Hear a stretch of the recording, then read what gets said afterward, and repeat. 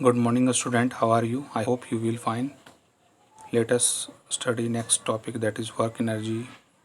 इस चैप्टर में हम लोग पढ़ेंगे वर्क एंड एनर्जी के बारे में। प्रीवियस क्लास में हमने फोर्स के बारे में पढ़ा था कि जब बॉडी फोर्स लगाती है तो फोर्स लगाने के दो तरीके होते हैं, पुश और पुल। जब बॉडी किसी बॉडी पे जब हम फोर्स लगाते हैं, सपोज कीजिए कि एक बॉडी है, ये बॉडी हमारे ऊपर ये रखा हुआ बॉडी है, इस पर हम फोर्स लगाते हैं और ये बॉडी डिस्प्लेस करके यहाँ पहुँचती, बॉडी ए जो है यहाँ इस पोजीशन पे पहुँचती है और इन दोनों के बीच का जो डिस्टेंस है वो है 10 मीटर। तो वर्क डन अगर हम निकालना चाहेंगे तो वर्क डन हमारा हो जाएगा फोर्स इनटू डिस्प्लेसमेंट। तो फोर्स हमारा कितना था, मान लीजिए फोर्स हम 10 न्यूटन फोर्स लगाते हैं, तो 10 इंटू 10 मीटर, तो 10 इंटू 10 कितना हो जाएगा 100। तो ये 100 जूल हमारा एनर्जी हो जाएगा।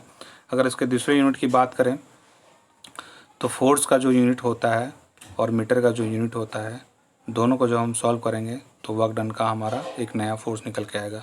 फॉर एग्ज़ाम्पल 10 न्यूटन हमारा फोर्स है और 10 ये है, तो फोर्स अगर हम निकालते हैं तो फोर्स का फॉर्मूला बनता है मास इंटू एक्सेलरेशन। मास के लिए हमारा केजी का होगा और यूनिट इसका एक्सेलरेशन का हो जाएगा मीटर पर सेकंड स्क्वायर। सो केजी मीटर पर सेकंड स्क्वायर, केजी मीटर पर सेकंड स्क्वायर, ये फोर्स का हो गया। और यहाँ पे हम देखेंगे कि हमने डिस्प्लेसमेंट लिया है तो केजी मीटर स्क्वायर पर सेकंड स्क्वायर। सो इसकी दूसरी यूनिट हो जाएगी केजी मीटर स्क्वायर पर सेकंड स्क्वायर। तो आप लोगों को समझ में आ गया होगा कि जब एक बॉडी पे फोर्स लगाते हैं और वो अपना पोजीशन चेंज कर लेता है तो हम कहते हैं कि वर्क डन वहाँ पे हुआ। सो डिफिनेशन अगर हम देखें कि वर्क डन क्या है, तो when we applied a force on a body, if it displace certain distance in a particular direction, it change their original position, then it is called as a work is done. तो हम इसको कहेंगे कि कुछ work done हमारा हुआ है। तो फॉर्मूला वर्क डन का क्या बना, F into D, that is FD। तो ये हमारा हो गया वर्क डन। तो आप लोगों को समझ में आ गया होगा वर्क डन के बारे में कि वर्क डन होता क्या है। कुछ और एग्जांपल देखेंगे, जैसे ट्रेन की जो इंजन होती है ट्रेन को खींचती है और ट्रेन को खींच के एक पोजीशन पे दूसरे पोजीशन पे लेके जाती है। जैसे मान लीजिए कि एक ट्रेन का ये डब्बे हैं, सारे डब्बे एक दूसरे से कनेक्टेड हैं और ये हमारा इंजन है। ये इंजन मूव करती है और मूव करके वो यहाँ पे डिस्प्लेस कर देती है। तो जब यहाँ पे डिस्प्लेस करेगी, ये डिस्टेंस इसका हो गया, कवर किया इसने, हम इस स्ट्रेट पाथ में नहीं दिखा पा रहे हैं क्योंकि यहाँ प्लेस नहीं है उतना।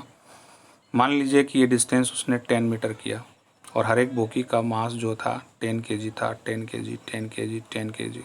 टोटल बोगी थे 4 बोगी, तो टोटल वेट हमारा हो गया 40 केजी। अब 40 केजी डिस्प्लेसमेंट कितना हो गया 10।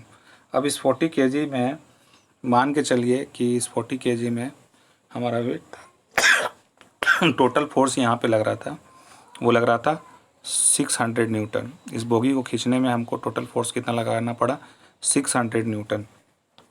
और ये डिस्प्लेस कितना हुआ 10 मीटर तक। तो वर्क डन अगर हम निकालेंगे तो वर्क डन कितना हो जाएगा 600 जो कि फोर्स था इंटू 10, तो हो जाएगा 6000 जूल। इसको हम इस तरह से लिखेंगे 6000 जूल हमारा वर्क डन हुआ।